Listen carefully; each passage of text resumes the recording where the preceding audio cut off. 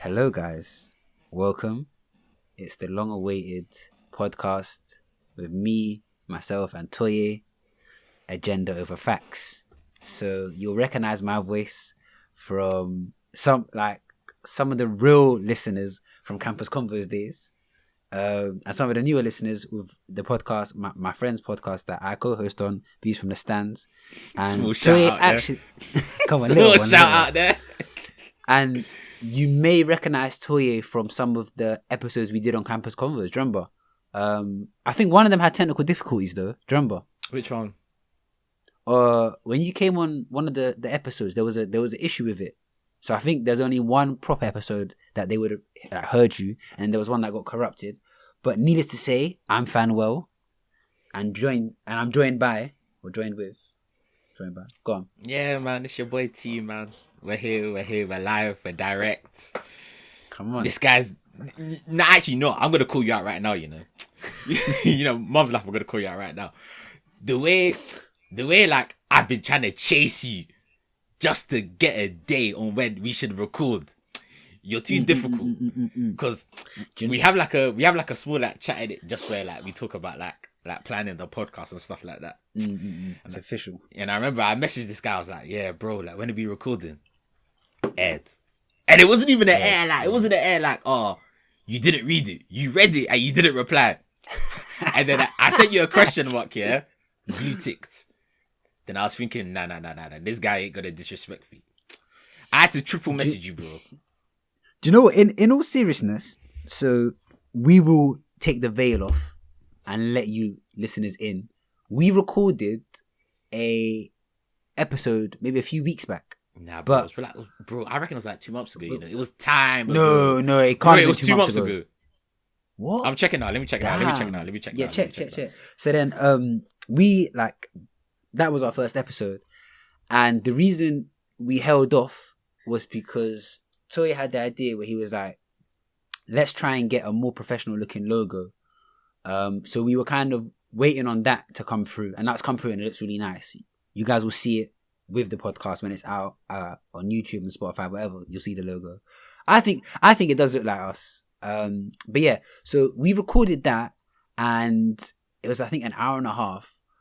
But because it's been 2 months, we thought, you know what? Let's just record another episode. That's one for the archives. Maybe we'll release that when this has become big for like 100 bags or something.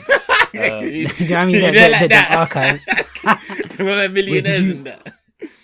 Did you find it? Did it like? I'm still looking. Yeah. It was bro. Look, hey, alright, cool. Guess the date. So today, for reference, is the 10th of April. Mm-hmm. So when was that? Bro, so it was. I thought it was like maybe a month. Nah, bro, it was 26th of February. I told you it was 2 months. I told you it was 2 months.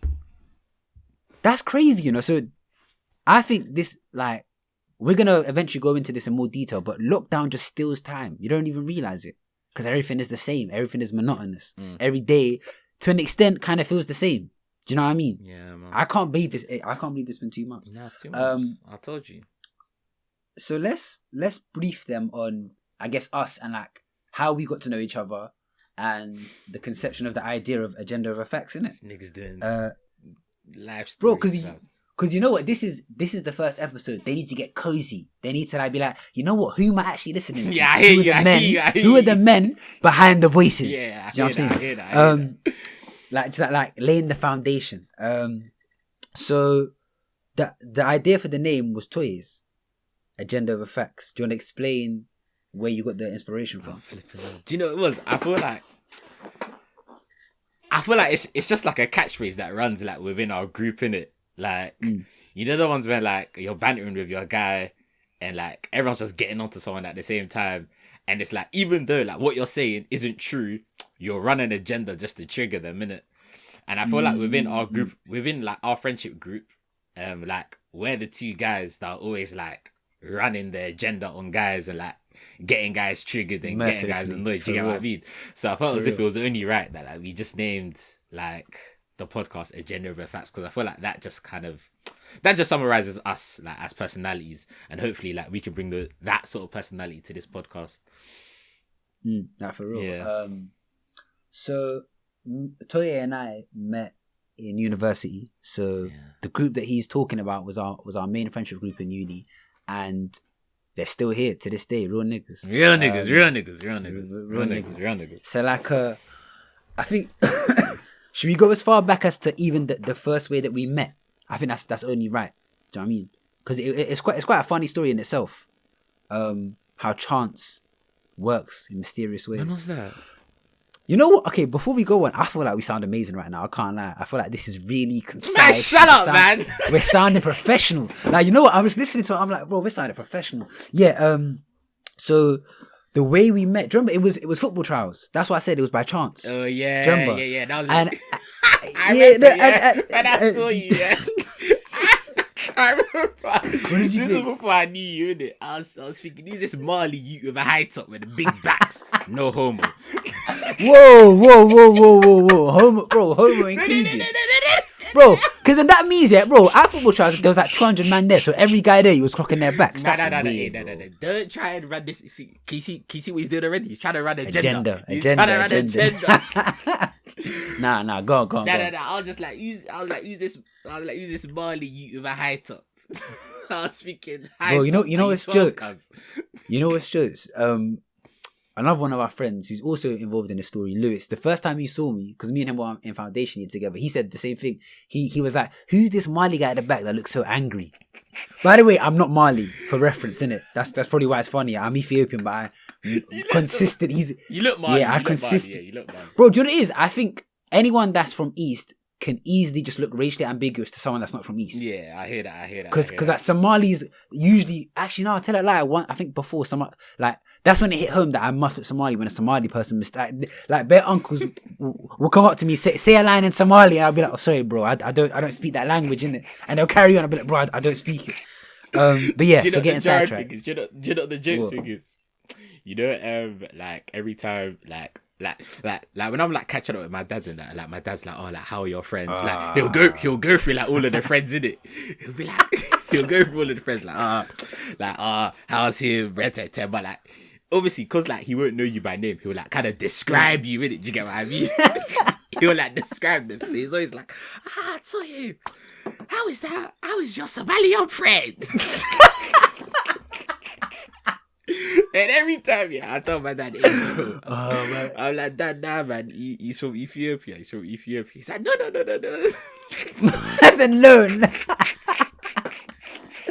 Oh, God. Nah. Nah, you know, bad jokes, fam. Bad jokes. What's funny, like, I'll carry on with the story, but what's funny is that even in secondary school, that was my cuss. Now, like, not that there's anything wrong with being Somali, but you know I think it's a thing where when people clock, it's a thing where when people clock the things that you react to, that becomes your cuss. So for me, when they would call me Marley and I'd react and be like, oh, shut up, I'm not Marley, they clocked a calm. So that's what we're going to use, Marley. And it's stuck. It's stuck. And I think there was a point when I started to find Somali people jarring because of it. Do you know what I'm saying? Obviously now I've grown out of that phase, but it was that like kind of self-hatred type thing, innit? And then, anyway, like, shout out to them. But yeah, so back to the story, can't lie though, side note, there's some of the funny, bro, it's funny, every one of my funniest friends is Somali. Yeah. And it's both genders, boys and girls. They're just hilarious. Do you know, it's like they have a gene in their system that like it makes them funny. There's a gene that says you have to be funny. Bro, they're hilarious. But what's it? So real the story, so like we're at football trials now, and I think this was the university trials, and I think everyone will relate. You know how you have echelons, you have levels. So there's the man them that saw the flyer and they went, oh, you know what? Let me go to football, but they're shit. You know what I mean? They never played a day in their life. There's them man there, and then there's the ones where you see the touch, you be like, you know what? This guy's played football before. Yeah. So I remember, I think they put us into groups of maybe like 20. So there's maybe 200 of us, and they put us into groups of 20. And I remember, I think you and Lewis were in. We were all in a group together. I think. Something like that. I think we were. We were. So I'm Farouk. That's another one of our friends. So like as the day was progressing, you can kind of clock who's played football and who's decent. Yeah, you can tell who the ballers are. Yeah. 15-20 minutes. Bro, you know, like little drills. Certain man have no ability to drop the shoulder. Certain man are getting turned every which way. And like I remember, with Mandem, football's a talking point. If you see ballers, it just comes. You gravitate towards each other. Yeah, like it'll be a thing. I'll be like, oh, you're hard or whatever.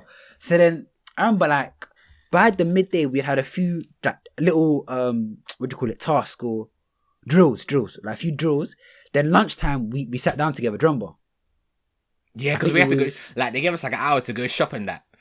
Yeah, and I think by then, go on. Know it's one of the ones also. Yeah, you know when like there's like a large group of people. Yeah, like let's say like 200 people. Yeah, and like I don't know, bro. It's a weird way to say it. Yeah, but I feel like especially like black guys from London. Yeah.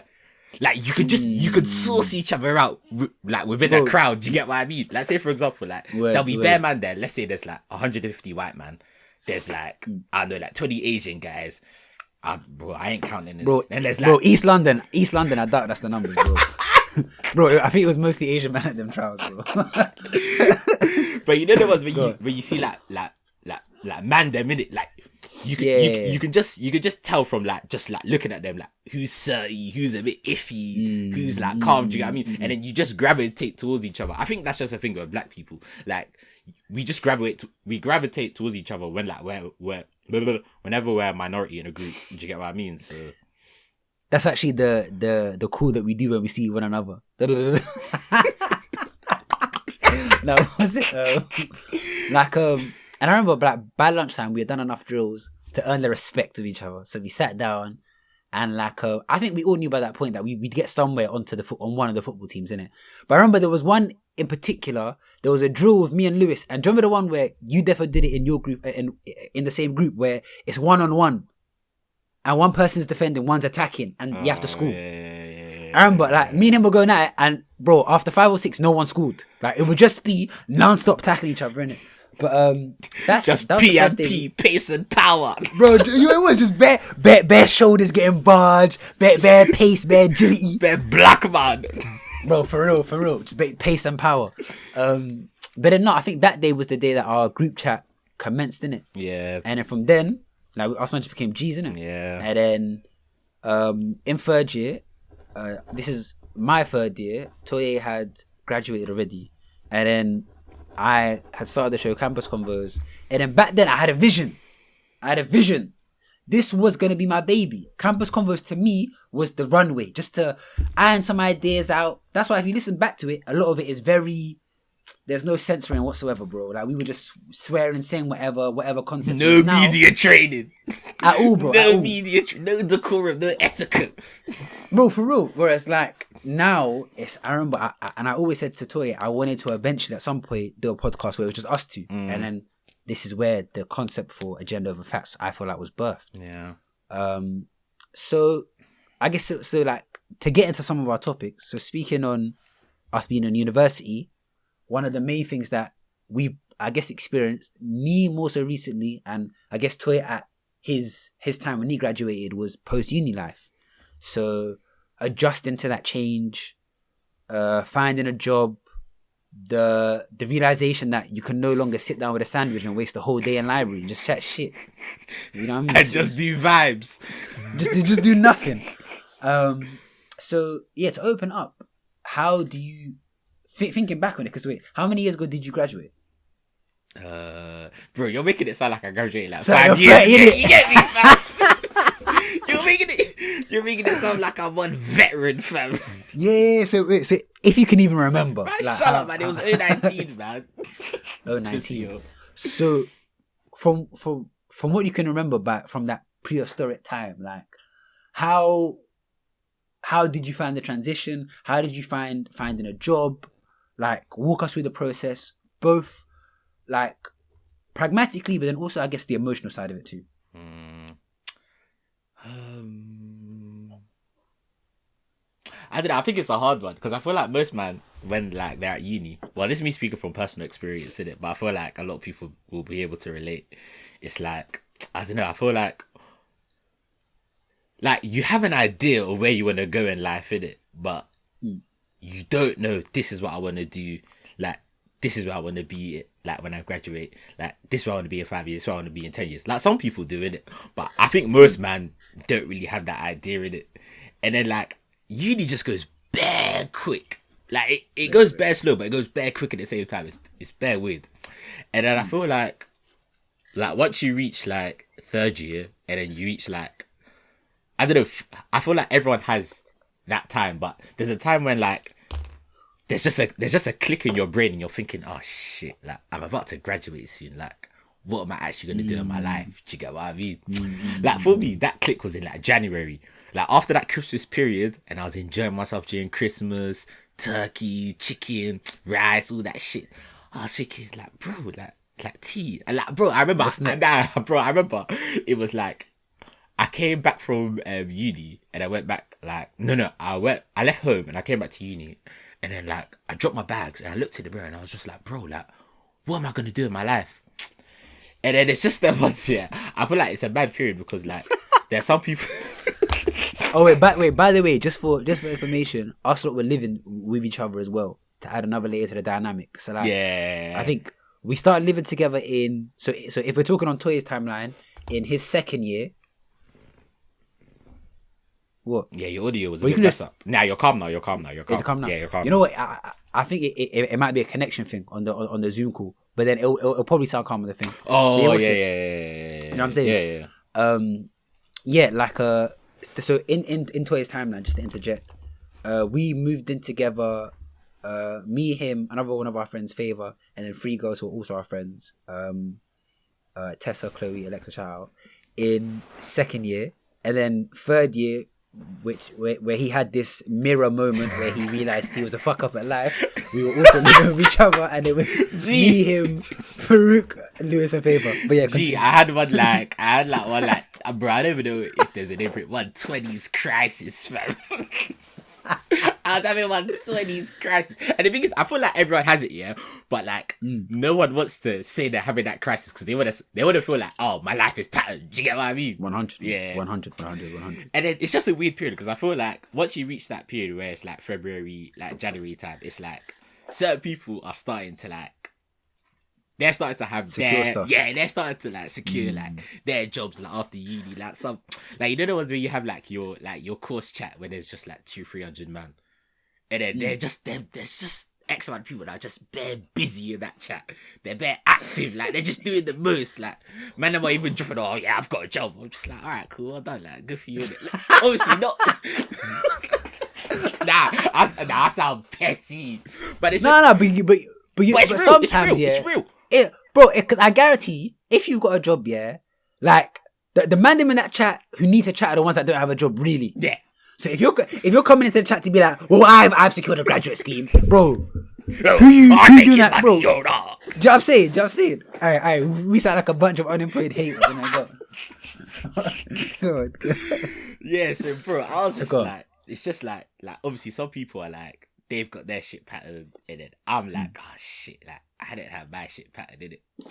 So then like obviously I don't want to use the word you're envious in it, but like obviously you're looking to what other people are doing, you're thinking, bro, like these men are like, no, on some level that's fair enough. On some level, you are a bit envious in it. But then I feel like it's a hard time in it, but I feel like you just need to focus on your thing in it and just think like I'm not gaining anything from listening from like looking at other man or thinking, oh, that comparing. If anything, it's negative. For you. Yeah, it's negative. It's negative because the more you compare, the more that you think, oh shit, like I'm doing nothing in my life, innit? But as cliche as it sounds, innit, everyone's running their own race, everyone's doing their own thing, innit? So just charge it to the game. So like, I feel like that was just one thing that I just had to like deal with. That I felt that was just bare long, like during uni and third year. But during uni and third year, but like I feel like your thing, like your thing was harder because you were doing it in a pandemic, innit? So I felt sorry for you, man. I can't even lie. Like your year, bro, and like the year after your year, and probably even the year after that year. Oh yeah, you man are fucked still. Nah, I can't lie. I think the year after.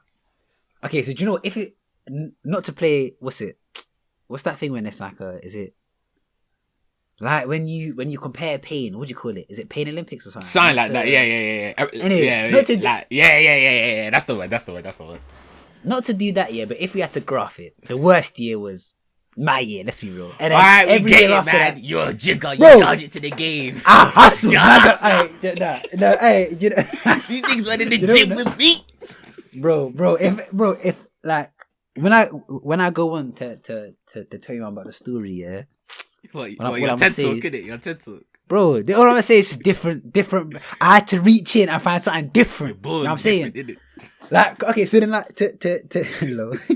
No, wait, do you know what? I won't need to finish yours. I want you to walk us to you're kind of in the middle of the process. You've realized that, okay, calm, I need to get my shit together. Like, people are securing jobs, whatever. Walk us into the timeline of you getting a job and then when you got the job. Was it before graduation? Was it around graduation? Was it after? Like, give us the full story and then I'll go into mine. It was mad because like even like during like exam period, like I still didn't have like anything patterned in it. I remember, yeah. So bro, it was a thing where I was studying, by the back of my head I'm thinking, I'm studying to be employed. No, for real. So bro, I was like, why the fuck am I studying if I'm studying to be employed in it? But it was just one of them ones. I was just like, do you know, it was like after like a month or two, I just reached like a state of like, bro, like stressing ain't gonna do anything. Like, do you get what I mean? I just said to myself, stressing ain't gonna do anything, innit? So I just said to myself, all right, cool. Like, you're good. I just kept on telling myself, you're gonna get a job. Like, you're gonna be fine. You're gonna be patterned. You're gonna be patterned in it. Because I just realized if you keep on telling yourself stuff like that and like you keep on being positive, like positive things will happen. Do you get what I mean? Because just lying in the dumps ain't gonna do anything like that. Do you get what I mean? So I was just like, yeah, like you'll be calm. Then I'll have interviews and I'll get rejected. So I'll still be like, yeah, you're calm. See, I hope you man took in a nugget that my man just dropped in it. Because I'll go on to say a similar thing, yeah. But bro, man was talking about you like that self-talk that you kept doing. Eventually, you internalized that, like, yeah, 100. Bro, to me personally, that's a big nugget. Because a lot of men will be not realizing, yeah, they'll be doing all of the legwork to apply for stuff, but their self-talk is, oh my god, I need to get a job. They're stressing. They carry that into the interview room. Yeah, they carry that in it, bro. They carry that in it. And but I would say additionally, I think out of my friends, you've always been someone that's come across to me as very calm in general. Do you know what I'm saying? Like, Lil, do you know I'm screaming at the mirror on my ones. I'm screaming. Just vaping bare to take the pain away. Hey, that's for another episode. I'll vape addiction. Bro, we'll tell them how mad that yard was. Oh my days. Hey, bro, our housemates used to come home to fiends, bro. There was one big dent in our beds, or just where we were sleeping there the whole day. Oh my days. Bro, not even fiends. They'll come home to just vapor in the air. Just vapor, bro, just strawberry vapor. Oh no, that's actually for another day, because that's hilarious, but by itself. But yeah, so you were saying how because I just wanted to stop you because I thought that was very, very important. But yeah, you were saying how you're doing all the self-talk, saying I'm gonna get a job. Cool. Yeah, like I think that's just the main thing. I feel like them two things, like telling yourself that you'll get something, staying positive, and just like not comparing yourself to others. I don't know. I feel like it's easier said than done, innit? But I feel the moment you stop comparing yourself to others is the moment like you'll be so much more calm. You'll be so much more calm about the situation, innit? You'll be so much more calm about the situation.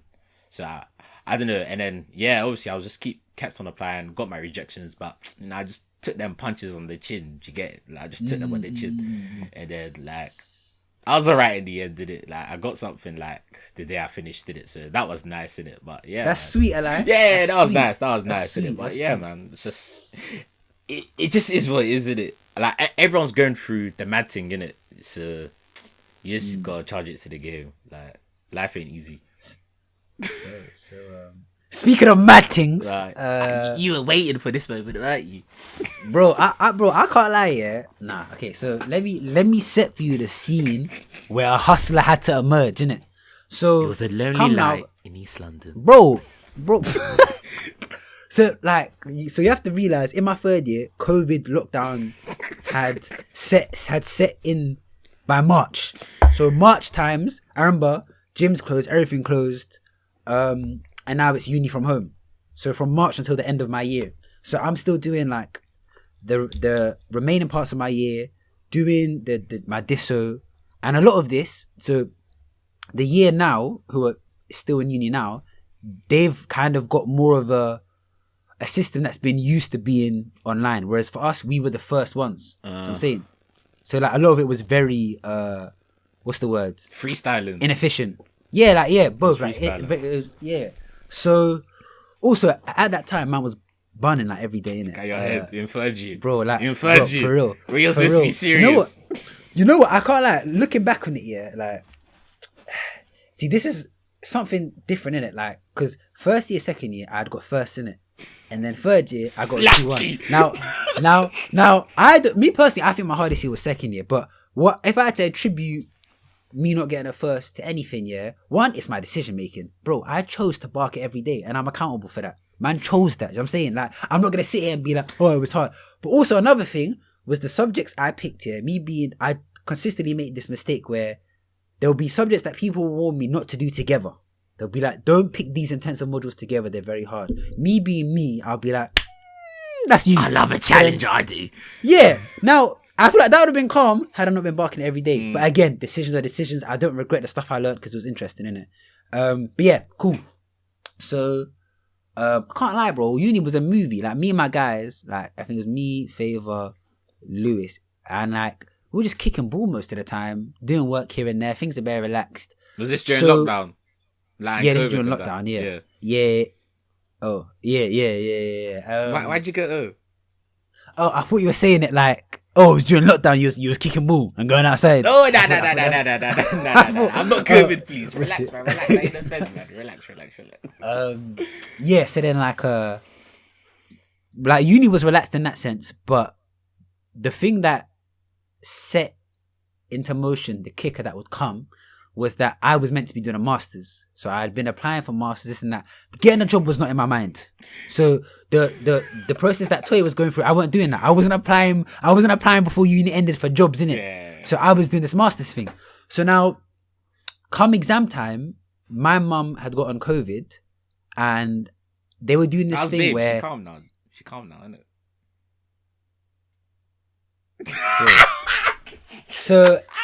You know what, like, I was actually going to say something back and I was like, but you know what, me personally, maybe the grind of that made me different. The grind and the hustle elevated me to a more mature person. So I ain't even going to tit for tat. I know you're saying off cabinet, but bro. I know you're saying off cam.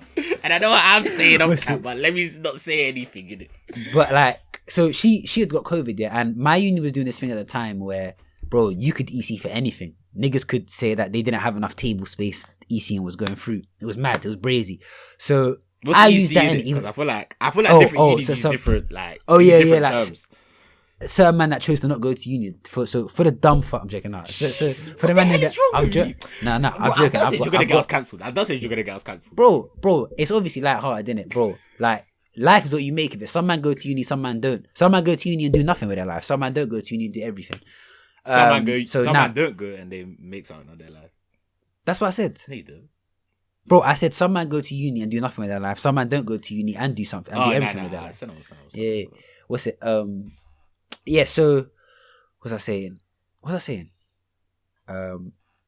So we are now 28 minutes, and this is the first time I've had a lapse. I think that's pretty professional to me.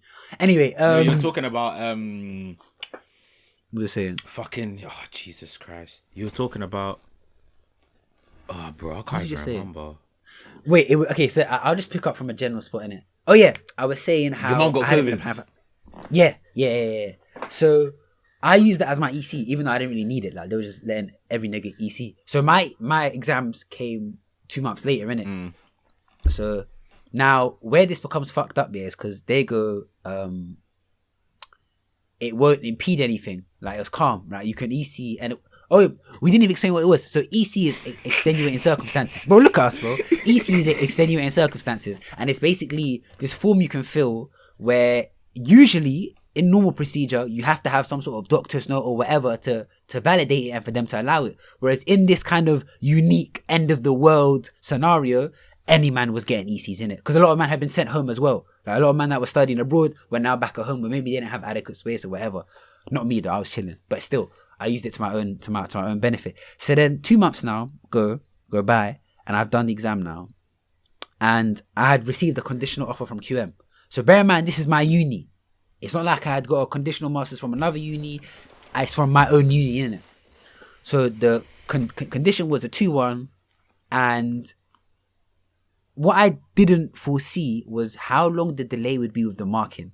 So now September has come and I still haven't received my marks. And the conditional offer is very much that, conditional on your grade. Now, even though I knew, because of my first year, because of my first and second year, I was on a first, I knew that I was at least going to get a 2-1. And bro, my third year did not go well, but I still got, I was still able to get the 2-1, bro. Oh my days, some of the stuff I was doing was mad. Bro, even my disso, writing it up in 2-3 days while high was one of the maddest things to this day. You're actually done at it. You're actually done at it. But you know what's mad? I got a banging grade for it. But anyway, so 2 months have gone by, and I'm having to chase up people for my grade. And at the same time, the masters has now started. I'm not on it. So what time is this? Is this September? This is September now. I still haven't got my grades back, and the reason why this happened. But then more than that, it's a thing where, well, yeah. It's because I EC'd.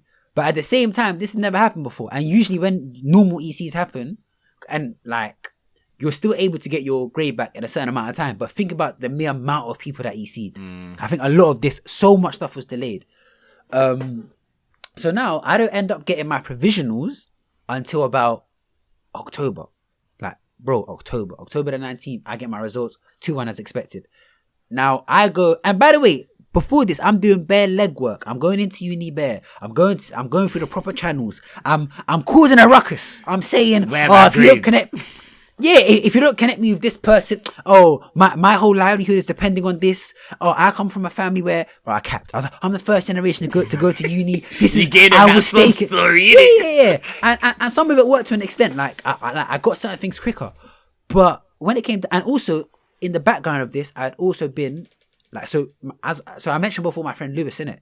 So he had got a offer for the same masters, but he hadn't EC'd. So he got onto the course, and he was my liaison to be able to still do the material kind of in the background. Because my thinking was, when they inevitably let me on, if I've done the work in the background, they can't chat shit about, you're going to be too behind or whatever if I've already done the work. You see what I'm saying? That was my rationale to it. So I'm chasing up. October 19th comes. I think it's October 19th. I get my provisionals. I send it to them. Put it on the portal. They go, it's provisional, so we can't accept that. Now, bear in mind, bro, I'm not from another uni. I'm from the same uni. It's in-house. These man can just check my grades. Do you get me? This is why I was so frustrated. And I think I'm going, and I'm sending bare strong worded emails. If you man can see this guy's face, he's raging, bro. Because I was annoyed, and at the same time, I was kind of applying for jobs here and there, just to see it. So I think the penny drops in penny drops in November. I'm emailing, going back and forth. I finally get an email. We recommend that you defer. When I saw that email, and also bear in mind, I've got accommodation. I had bought, and I'm still technically there now. I'm not there right now, but I'm still on that rent, innit? So you're still paying the rent? Yeah, because bro, my thinking was, I've got the conditional offer. There's no way I'm gonna be fucked. The hard bit is getting the conditional offer. Yeah, I know I'm getting the grade, so it's calm. Unforeseeable circumstances, whatever. And bear in mind, they usually they prioritize first year and second year grades because they're pivotal into going to the next year. They don't prioritize third year. Do you see what I'm saying? That's another reason. So I was behind in the pecking order anyway. So they now sent me that email, that portal message, whatever, bro. When I saw that, man said, I remember it so well. I was like, what do you mean by recommend? Is that you telling me I have to defer, or you suggesting it? Because if that's you saying that I have to, I think that's I was just going into it, why it's unfair, this and that, and bro, if you saw the amount of emails, I was like, no one can say to me that I was not proactive. I was the most proactive nigga there. I was doing all the stuff online. I was going in person. I was ruffling feathers. Man went all the way to the top. Man was emailing the head teacher, telling him I would hate it. The principal, the principal. I was even like, I would hate to see this happen, where a uni where I made my home, where I thrived as an individual, and I was dropping my accolades, try giving them that sub story, innit? That sub story, like how like an ethnic minority, this, that, rare, I got internship, this and that, bro, for real, and it did niche, bro. So then now, imagine. So now, the backdrop is it's now November. No masters. I'm now sitting in a house where I didn't need to be for one. Two, I have no job. I'm like, damn. And also so a lot of you man that may not be knowledgeable in terms of the uni process, especially the third year. The reason why a lot of men start applying in January, as Toye did, is because that's when a lot of schemes open. So you have to think about it. It's November. The train has left me. If anything, the jobs I'm applying for are for next year. The graduate schemes are for next year. So that sets into it. And then, bro, everything on the news is today another 10,000 people have been laid off from their job. Like they were like, this is the next recession. No one is getting a job. I'm thinking, bro, man, like you're thinking you're finished. You're thinking you're finished, bro. Yeah. So then, you know what I said? You know what? Something in me said, well, bro. I think what helps me so much, bro, I can't lie. The one thing that helped me, and this is advice to man them in second year or first year, secure some sort of internship. Oh my God, bro. Secure some sort of internship. Because I think that to this day, that was the only thing that bare man were calling me on. When I was getting calls from people, it wasn't because of my 2-1. It wasn't because of my uni. It was because of the internship experience, if I'm being real. Do you get what I'm saying? So, come now. It's November, rare tear, cool. For the next, I think, I didn't get a job until, I think, February. Late January, February. Now, this seems short, but you have to think, I'd technically been applying to jobs from late August, early September, then started taking it seriously in November. You see what I'm saying? Now, I was someone who, because of the work I'd done behind the scenes, had I gone through the process with T, I would have been patterned, bro. I was good at what I was doing. I had the relevant stuff. I had done all of the the vice president, this, that, all that stuff. My CV was stacked. Like, I knew that man was going to comfortably float onto a grad scheme. Now, this had... Bro, I knew that in myself. Shut up. Life told me something different. Do you know what I'm saying? Life told me something different. I had to, like, bro, it was mad. So, but thinking about it, even me having that thought process before is what enabled me to even garner attention anyway. Because I had done all that background stuff. Because I deeped how many men were coming out unemployed. Even the news was saying this is the most competitive job market ever. Because bare man have been laid off, and bare man have now been graduated. Do you feel me? Yeah. So now I'm just at yard. I'm like, damn, like this is the first time my life is completely in my own hands. How are you feeling? Do you get me? So at first, you know me, I love a challenge. I was like, bro, I'm a grind different, wear tear, whatever. But I was also barking it too. I had to stop barking. The only You're difference an now, addict, man. bro. The only like now I've stopped in it, but back then, like, because I remember thinking, I was like, bro, like, man doesn't have a job. I'm applying for jobs every day. Why am I not barking it? I'm the type of nigga that should be barking it. You know what I'm saying? Need a release. Bro, like, and also, bro, in my yard, pair of us bond. Were you still at uni crib them times? Yeah, bro, I was in that crib. That I had put the money down for, and my rationale was, bro, if I paid for it, I'm a beat. I have to get some sort of value from it, enjoyment from it. So I hear that. So what ensued was just bro, you know what's mad? To this day, I only ever actually had about 2 or 3 interviews. I probably sent off about, bro, at least 600 to 700 applications. Say that. So that, and bro, I can't lie, I'm a very impressive candidate. So that shows you, like, I'll be real, like, because I've played this game before. I've applied for internships before, and before, I think the summer before, or I think in third year, in third year when I was back home in summer. Was it summer? Yeah, in summer when I'd gone home, I thought, you know what? Let me just apply for jobs for fun just to see. And I was getting bare responses back. But because I thought I was doing the masters, a lot of offers back then I wasn't taking them seriously. I remember I was going, I'm not selling it for anything less than 40 grand, 45 grand. This guy's a Tory, man. bro, because you know, I knew my worth back at the time, innit? And like, there were jobs back then coming in for 30k. And then, because I wasn't serious on it and I was like, well, I'm still doing the masters. I was like, yeah, nah, whatever. Whereas then, if like something else came in, I was like 40, 50, I'd be like, bro, fuck the masters. I'll do that part-time, whatever. So now, fast forward to November, them jobs have gone. And I remember the rate at which recruiters are calling me, different, bro. My line was not pinging. So, bro, what ensued the next few months was grind mode. The man that lived with me saw it. Every day, I was applying for jobs, and then at the end of the day, I was doing projects. Because I knew that, like, bro, that's the currency of my field. So, I haven't even mentioned we haven't even said what we studied, you know.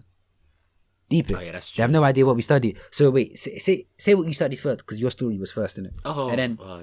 I studied. yeah, I studied economics. and then what was your first job? We'll talk about that later. Say now.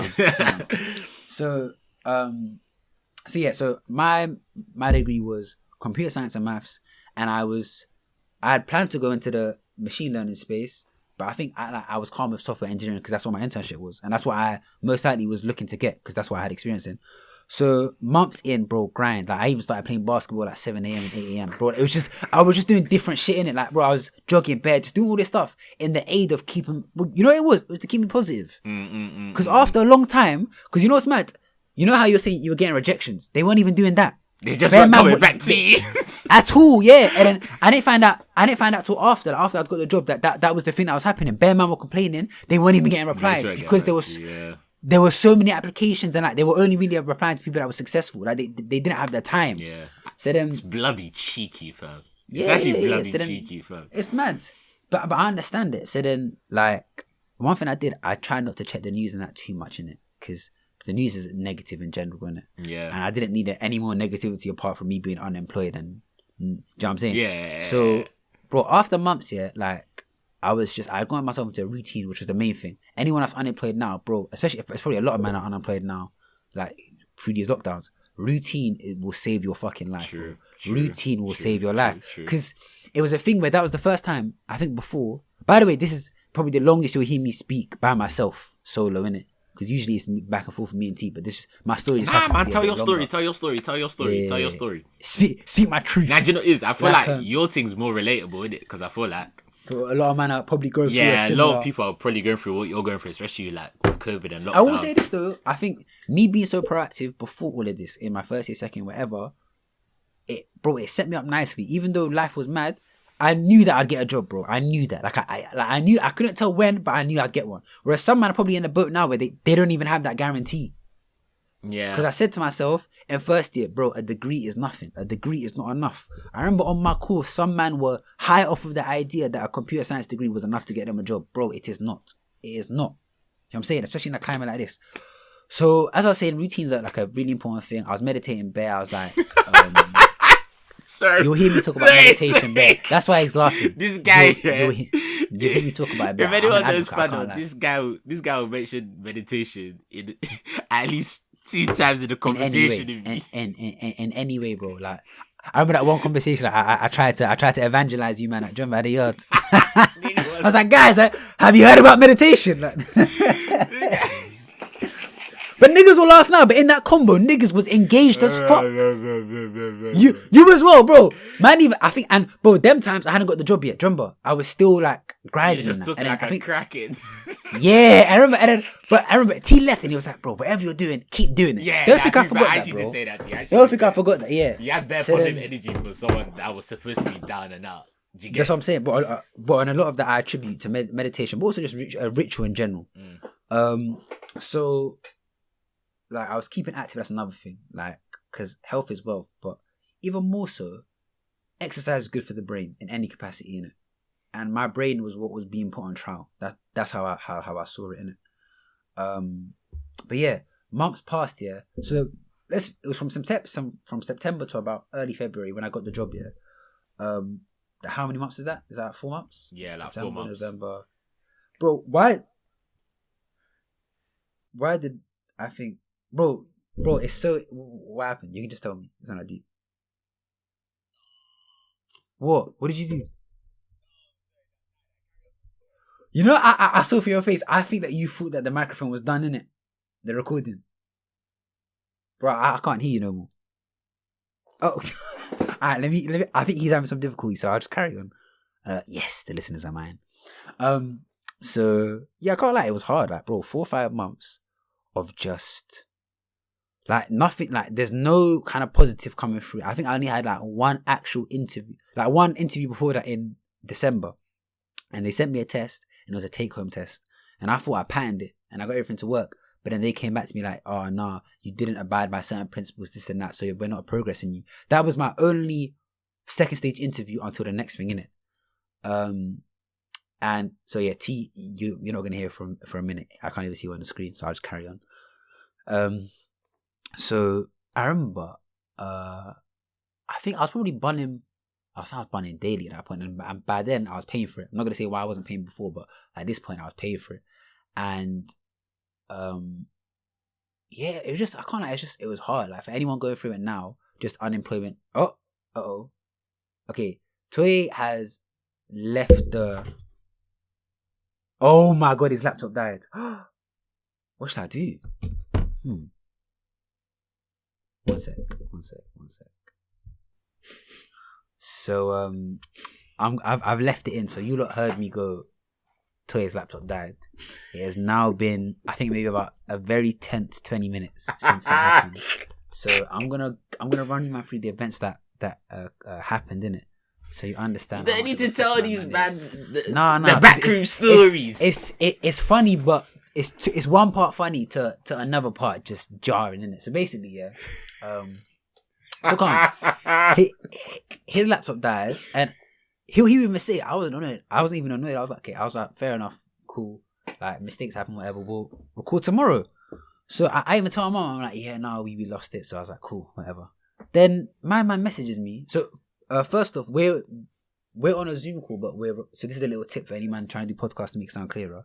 We individually record ourselves on separate Audacity. So he's got Audacity up on his laptop. I've got it up on mine, and we record our individual voices, and then I merge them together in the back room, the tech room, and then like that. So he messages me, yeah, and bro, this guy's saying sorry there, and I'm like, no, it's cool, and then he messages me going, bro, I'm listening to my side, it sounds good. I go, huh? It sounds good, because his laptop died, crashed, or whatever. I go, wait, bro, you've turned it back on, and you can hear yourself. He's like, yeah. I was like, bro, you fish, we can carry on then. And he goes, oh, and I was like, so we jump back on now, and bro, what ensued was like just 10 minutes of just tenseness. Because, tell them what happened, innit? Yeah, fucking. Now you know the ones when you know those when you're panicking, yeah, and you're just spamming bare buttons on your laptop trying to revive it, and then by spamming bare buttons, yeah, it like that white screen comes up and it goes not responding. So I'm just thinking, fuck. So obviously, the program that we're like recording our like audio on like goes to like not responding when I'm trying to like save it to make sure that we can like make like a part 2 and merge it together. So obviously it's gone not responding. I can't really get into it, and then like it's that ones where we're too scared to force quit it and then go back into it to see if it's been recovered. Then waiting, and then we're waiting for bare long. So then we just said let's quit it, and whatever happens. But it got saved. It's all good in the hood. So like, we're back again, part 2. So we started just another recording, and if I've understood it correctly, I should be able to just patch them together. But I can't lie, it was funny, like because we thought we were gonna have to re-record tomorrow, and I can't lie, I really like this episode, and even though I guess we could have recorded tomorrow, I wasn't like, it's hard to tell the same stories, with the same passion, like, and the same yeah. So I hear that. I was so like his laptop died maybe I think 2 minutes before. No, I think he went to find a charger or something, maybe like for a minute, and I carried on speaking. So I'll just carry on from there. I nearly finished the pay and hustle story anyway. So I think it had been months. I was applying for jobs non-stop. I maybe applied for about at least 500 jobs in it, I think, because I was like roughly applying for on a daily basis at least like 20 in it. But bare times I'll be applying to the same ones before that I've applied to before. Yeah. Because again, there weren't that many jobs in it. Luckily, my field is tech, so, and a lot of the jobs I was applying for was software engineer, software developer. So tech companies haven't been as affected as other companies during lockdown. Some of them even expanded. So I remember I had come back for Christmas in December. And now I'm not with the mandem no more, so it's just me in it. And there's something different about being in the same house with your parents and not having a job in it. I just felt like they're looking at you saying, "What are you doing with your life? Look at you." You know what's funny? Like they were if anything, they were opposite. They were so understanding of this, especially my mom. She was very understanding of the situation. She was like, "Oh, other people are struggling," but to me, I was like, "Nah, I'm not them. Like, I'm not them. I'm not your average slob that's there seeking job seekers. Like, yeah, it's calm." Because I was like, "Nah, it irked me," and I was like, "Bro, I didn't work this hard to not have nothing." So, bro, I can't lie. When I was there for I think I was there for about 2, maybe 3 weeks. Then I got the job, bro. When I was there, stupid hours. It turned into me waking up, and because your parents are there, maybe the times when I'd be chilling and when I'd be burning, I wasn't doing that. So I was just, can't lie, I'd wake up 10 hours on a laptop. 10, at least 10, 11, 12 hours on a laptop. I'm waking up about 8. I'm not going to bed till about 10. And it's either applying for jobs or making projects. And I remember, so one job had got back to me, yeah. So the job I eventually got. And I had done a few tests for a few companies and they had all gone well. And this was the first one to come back to me. And the one they had done was a logical reasoning one. And funnily enough, in that week, I remember I was posting on my close friends when I was getting rejected, when I was getting through. Do you remember? When you were getting, you know, I think I know which one you remembered. You know, was it the Call of Duty thing? No, I don't even remember one in particular, but I remember you I remember on your close on your private storage, you'd post all your rejections, and then you'll put a caption "It's part of the grind. It's part of the hustle. Little do they know." Because you know what? I think for me, it was about, at least to my close friends, on your close friends on Insta, it was a accountability thing. Because it was bro, I know I'm eventually going to get a job, but let me show you, man, the amount of rejection I'm getting. The amount of, it's an accountability thing. And I remember, so this one, it was a logical reason one, and those ones I usually bang in it. And this was now my first interview, my first proper final stage interview in about 4 months, bro. Now he will be able to jump in in a bit, because I remember I was calling him quite a lot the day before. It was very funny. Bro, you're building up my line, cuz. Bro, I was excited, innit? And what's funny, the week and a half before, I think you'll remember this from our story, I was making a website. Do you remember? I don't know if you remember. I was making a website. But carry on. So then, because I thought when I eventually get into an interview, it'll be something I can be because they'll ask you, what have you been doing all this time? And it was imperative for me to have things to talk about, innit? Yeah. So, bro, that day comes, the day of the interview, yeah, bro, I did so much self-talk, so much in the mirror. Listen, this job is mine. This job is mine. This job is mine. I've already got the job. This and that. And it seems funny, but bro, that stuff is real. You think so? Because 100%. Because who do you listen to the most? Yourself. Mm-hmm. Whether it be negative or positive, you listen to yourself, innit? And more often than not, with most people, it's negative, innit? Whereas they seem to lack the belief that the opposite can occur too. You can talk positive and it happen. So, bro, the whole day was me looking in the mirror going, bro, I'm the man. There's no mom's life. I was like, there's no one in. I said to them, they have not met a candidate like me. They have not. And bro, when I went and interviewed with them, bro, what I'll say, actually no, even before that. So on the day, I think I called T a few times. A few? Bro, it was quite a few. I think I even called him the day before, to get tips, but just to brainstorm or talk in it. Now, describe to them the energy I had on that day. You were a man on drugs. Did I seem like a nigga that was not gonna get that job? You just sounded like a nigga that was on drugs. I'll be honest with you. It was impossible. Bro, I was. You on sight. But I can't lie. I was so pumped. Yeah. I even did bare power postures that. What do you mean power postures? What do you mean? So power postures are these things where they're standing in certain ways can promote confidence. Oh, shut up, man! I don't believe that. No, bro, shit, man. Bro, it's real rap. So one of them is they go, why do you think? So we're gonna get scientific here. When people win something, what's the one thing they always seem to do? They put their hands in the air. Exactly that. They put their hands in the air. It evokes confidence. So one psychologist, I can't remember her name, but she was how doing things like this, so that's one power posture. Putting your hands in the air, that's one for a few minutes is one, and another one is putting your hands on your hips. Do you know what I mean? So wait. Are you trying to tell me they're called power postures? They're real things. Wait, are you trying to tell me you'd wake up in the morning and put your hands in the air, look in the mirror, put your hands in the air, and scream yes? Mum's life, I was doing that. Because, bro, this what I don't think you understand, yeah? 4 months of no jobs, you'll do anything, bro. If someone told me, yo, do a line of crack to get this job, my nose would have been powdery. Man nose would have been powdery. You're sniffing that. interview comes, yeah. I've done my meditation in the morning, but I even did a little extra 5 minutes before I started the call, yeah. Bro, when I tell you, yeah, bro, that job was mine. The minute I started talking, bro, I was so smooth with it, and like I could tell every answer, every question I was giving me, ping, bang out of the park. It was very non-technical. It was more just socials. And me and T have always said, listen, get us into a social domain, we're gonna eat every nigga up. So, do you get me? But where you get me? But where do you think like that confidence came from? Do you think it was not even trying to take the piss? Do you think it came from doing them poses? Bro, it was a combination of everything. It was a combination of, I guess the poses is very small, but they came at a later stage. But it was a culmination of the months that I had been fucking spending. Because bro, this was my first proper final stage interview, my first one. I'd always said to you, bro, if anything, where I falter is the technical test. And the final stage after, we even said, get us in a room where it's talking, the job is ours. We have the gift of the gab. You get me?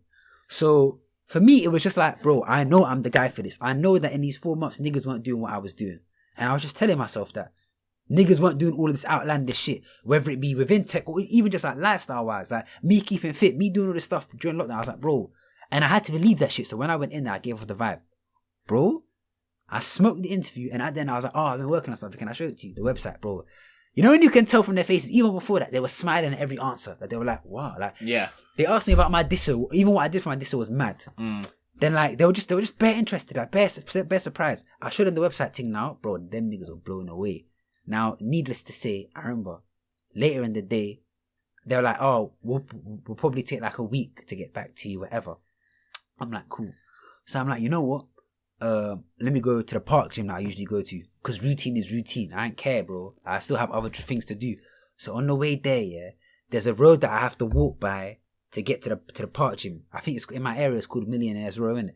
Obviously, man. Is that actually called that? Or is that the actual road name or not? No. I think as in that's the name. That's what it got coined. That's like the nickname that people give it. Yeah, so it's got coined. Yeah. So like, because obviously I'm Gaza Blocks, I'm from Roehampton, whatever. But like, that's near us. Like near me, there's Richmond Park in it, and Richmond Park, the houses there are like posh in it. So I have to walk past it, and bro, it's just fitting that I was walking past these houses that are like millions of pounds or whatever, and I get a call on the same diddly day. She goes, "Hi, blah blah blah." It was like, I think her name was Rebecca. She's someone that's been walking me through. Yeah, they all got them sort of names in it. You get me, like Lucy and that. Them safe names there. And then she goes, how do you think the interview went? Bro, you know when they're calling you and they're going, how do you think the interview went? The interview went fucking smashing. And I went, but obviously me, I'm like, oh, you know, I think it went well. They go, well, we'd like to offer you a job. Bro, when I tell you, the way I was filled with this warmth, it was like, bro, I'd finally done it, innit? Yeah, like, Bear Man was saying different, but like I was still seeing shit on the TV. More people are getting laid off, this, that, rare tear. And I was like, damn. Like, and then, bro, when I went to work out, it was a sunset thing, and bro, that workout was different. I had a different level of clarity, bro. Like, it felt like the end of the film. You know the end of the film when like the sun's setting and the credits are falling down. Yeah, it's the happy ending.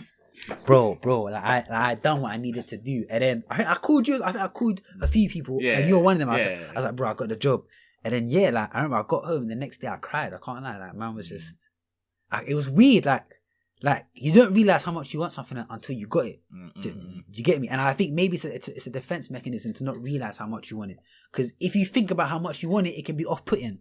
Do you know what I'm saying? I think part of you goes, I'll be calm. Part of me said I can do this for another few months. But if I'm crying, could I have done it for another few months? Do you get me? So yeah, that kind of wraps up my story. And then got a job, and then I remember they said, yeah, rest until February. So I think I got the offer on like January. I think it was mid-January, like January 11th or 12th. And they were like, yeah, you don't start till the beginning of February. So the job was software engineering, and it's for it's like a real estate company that make real estate software. And yeah, bro, man's just calm. I can't lie. Like, but yeah, that's the story. That finally. Question though, isn't it? Yeah. Because I feel like the way you were speaking, did it? You were speaking like someone that was like, even though you were down and out in the dumps, in that you were still very confident in that what you were doing, innit? So where do you think that confidence came from? Because I feel like when you're in that position, like even me, like speaking from like personal experience, like it's I don't want to say it's impossible, but it's very hard to be confident or like believe in yourself in that sort of situation. Because I know bear man are going through this, bear man have gone through this, or are going through this, or like they went through it, but they don't want to like say that they were feeling like that. Do you get what I mean? So like, how did you kind of keep like, I don't know, keep confident and keep like just charging it to the game? Do you get what I mean? Honest answer, I didn't. Like if you look at the time span, there was bare days when man thought like, and as everyone will have them, because I think full accountability with these kind of things is the most important thing. Do you get me?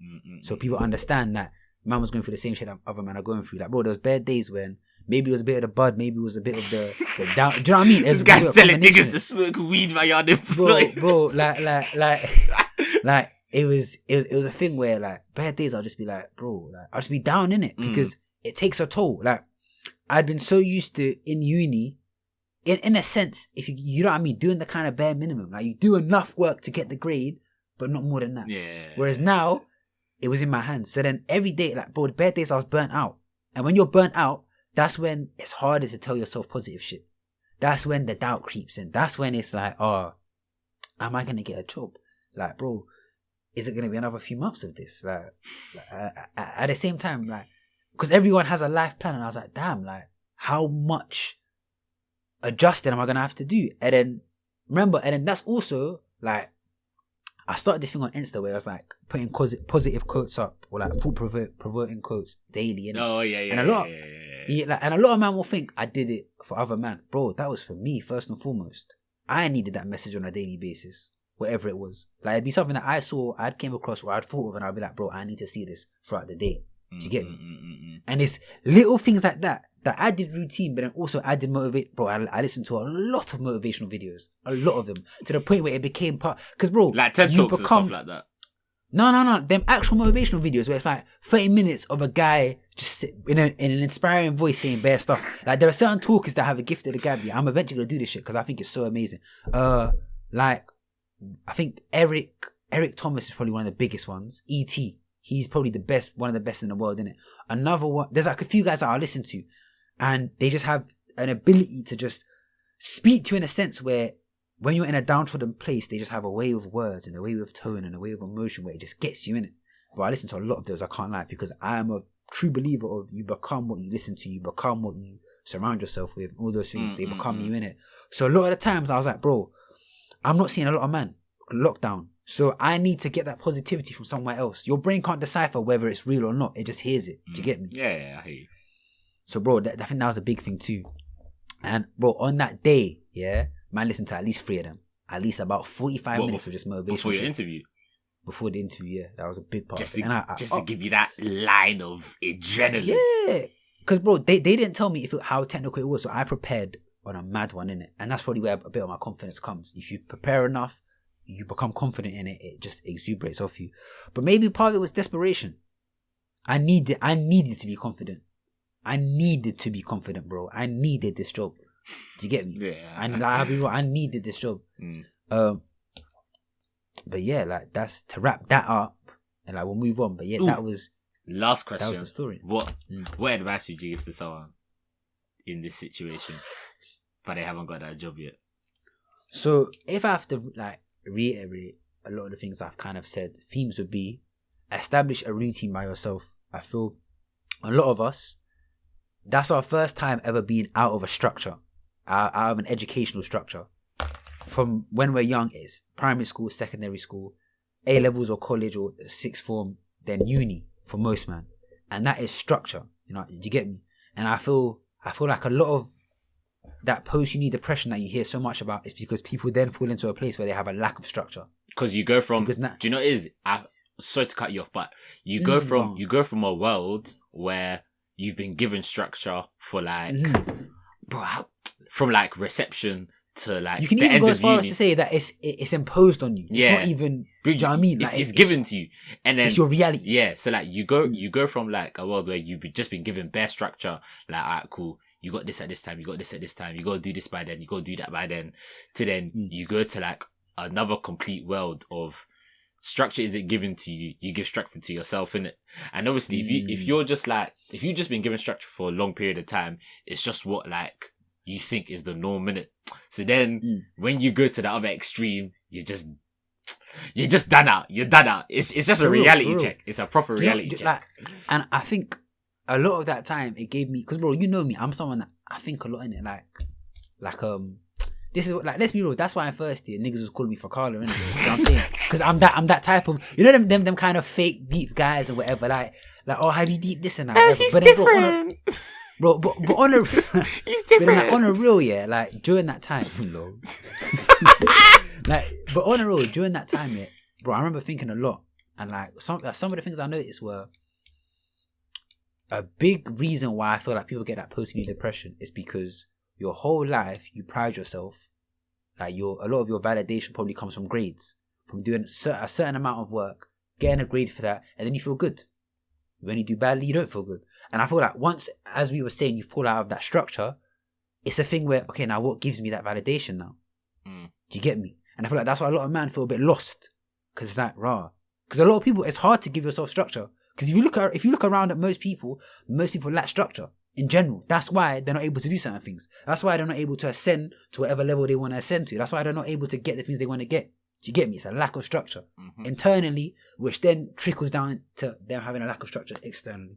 So to round up, routine is a big thing. Like, I think routine is a form of self-love.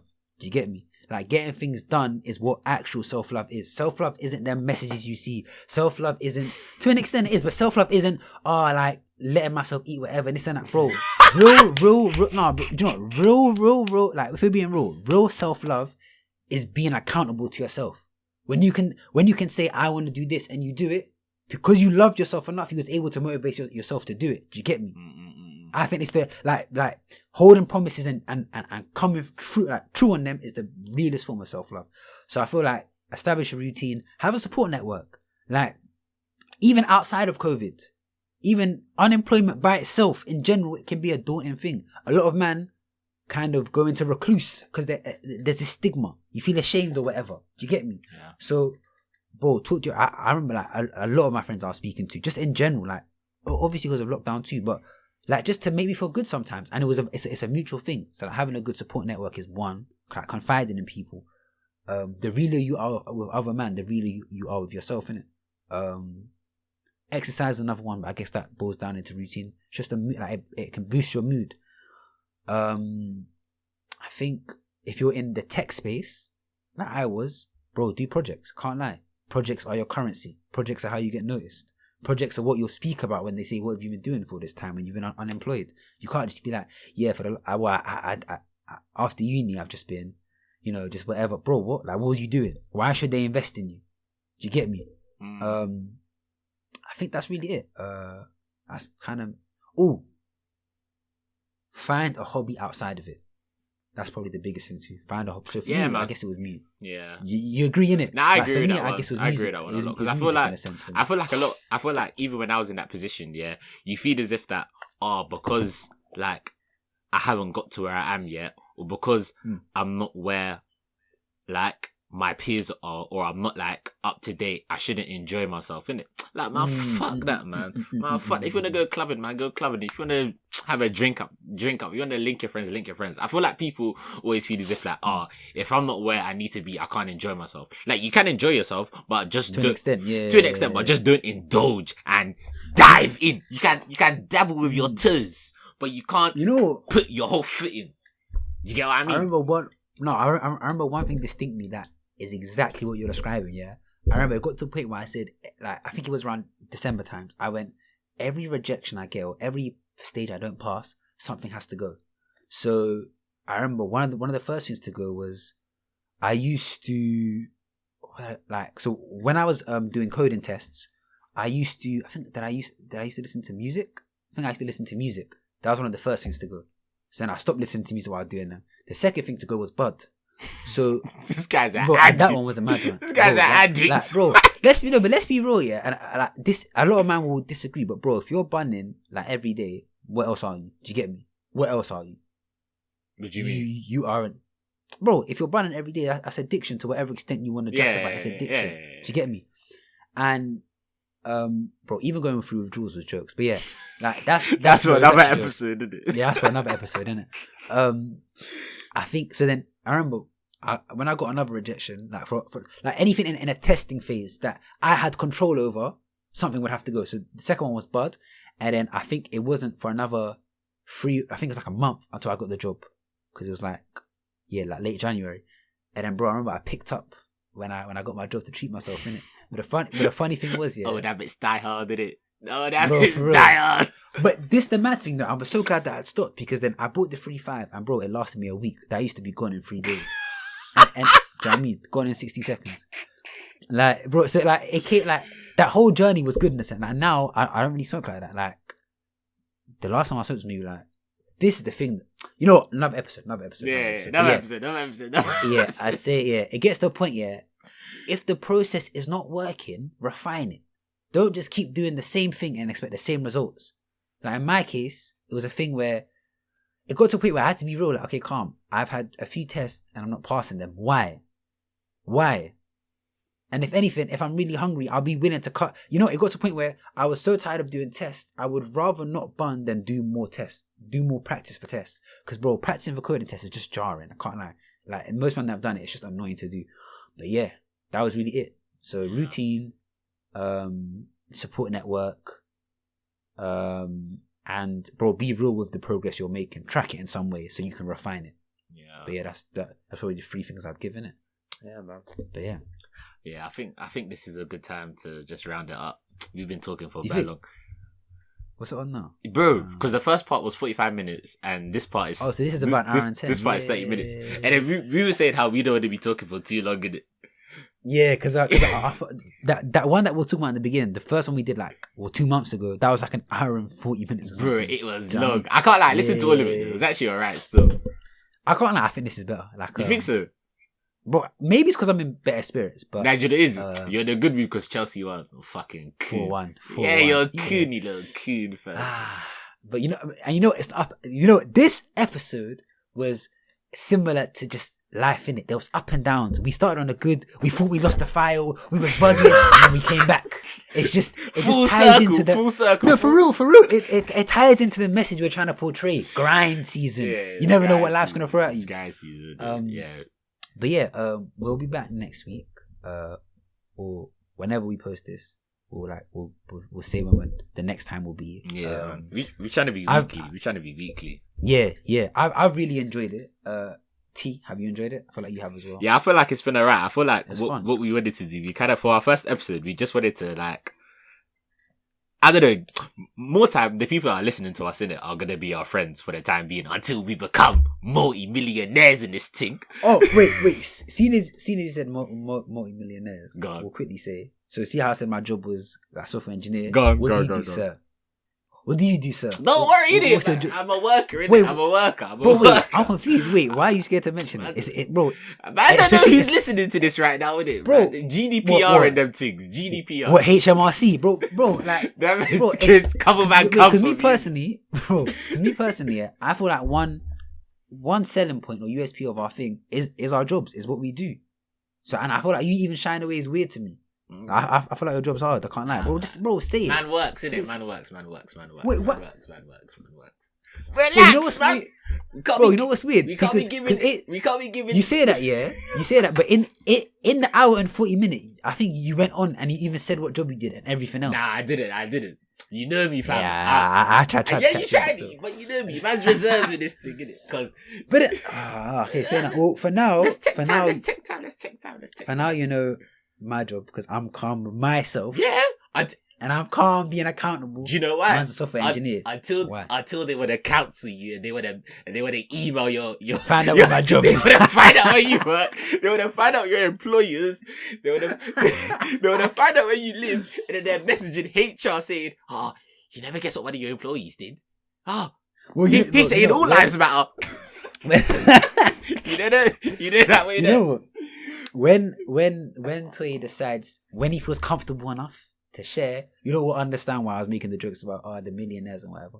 But yeah, money man. But yeah, nah, that's you, big man. That's you. It's been cool. I really enjoyed it. You're gonna be getting used to us. I feel like this is a good first episode, like good intro into us. Yeah, it's been who we are. And this is probably the most you'll hear me speak in terms of like, because a lot of it was just me speaking, because obviously the story was longer. I guess. Now you had your story to tell in it, and I feel like your story was much more relatable in the sense of just like the grind is season you ain't true. The grind is 24s. I think one thing to quickly add, anyone that is in that grind season, one thing you don't account for is when you stop. When you get it, when you've been grinding for 4 or 5 months in the same mentality, it's hard to take a break. I'll just say that. Certain man won't understand what I mean. But yeah, it's been good. I've loved it. This was way better than the other one we did. You think so? I like that one as well. I like the first one though. I can't lie. I like the first one. I actually like the first one. Good. But anyway, shout out your socials, man, so people know where to find you. I'm not even okay. Well, right now, currently, I'm not on socials, but I will be on socials to post in it, like post the like podcast and that. But my socials are Mr. Incognito. Ooh, I'm mysterious. I'm not on socials. I'm special. You know, I'm better than that. It ties into the whole deep persona. I'm too deep. Hey, you know how things are like, oh, I like it when my man's not on socials. Now fuck off, you dumb slags. Yeah, so my socials are, so my Insta's fanwellD.m. My Twitter is freshprince1_. T, do you want to give yours out? Twitter, man like Olu. Instagram, Toye Olu.5. Man, follow me up, sweet ones too. But yeah, cool. And our Instagram, Agenda Over Facts Pod. Get on that. Calm. So that, I guess that's it for our first episode. We look forward to seeing you guys tomorrow. Tomorrow? We recorded tomorrow. My bad. Sorry, the next episode. It's later, like. It's late, bro. It's late. Look, alright. Yeah, look forward to recording again, and peace. Yeah, man. Take it easy, everyone. Done.